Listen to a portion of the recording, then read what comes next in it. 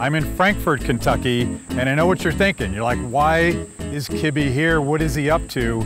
Well, we are going to interview the guy that lives in this house right behind me.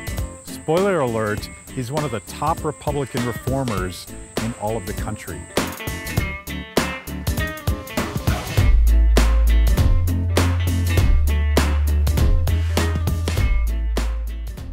I read some of your comments about criminal justice reform and the process, not just in Kentucky, but in the United States, where we put a lot of young kids in jail, non-violent kids who made a mistake. And you argue that our system, our current system of criminal justice, dehumanizes people, and dehumanized people do horrible things.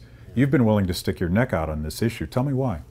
I have, because I think it's the right thing to do. America was founded, literally, by people coming here for a second chance. I mean, we have entire states that were penal colonies where people were sent from other countries, just go to that place and good luck to you.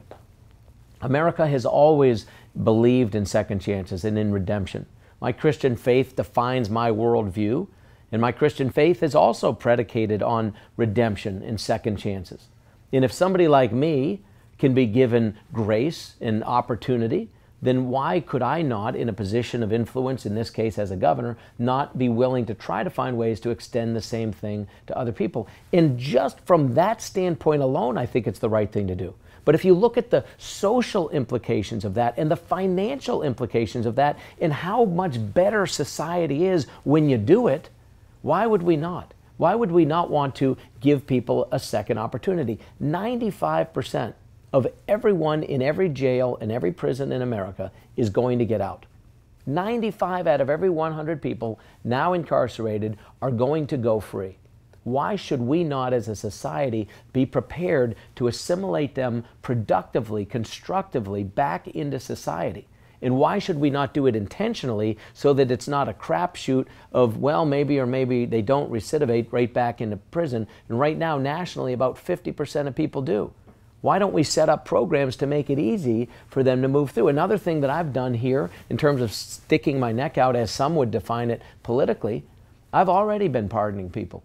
I do. I mean, usually people wait till they're leaving in case they pardon the wrong person, it comes back to bite them. I very, very thoughtfully go through files. I have my legal team go through files. And we read through everything. And I read through every one of these. And if I believe a person is worthy of pardon, why do they need to wait for 3 or 4 or 8 years or whatever? That's silliness.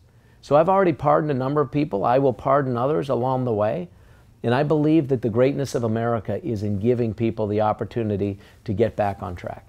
We have passed one of the most comprehensive expungement bills in America. It's leading the nation on that front.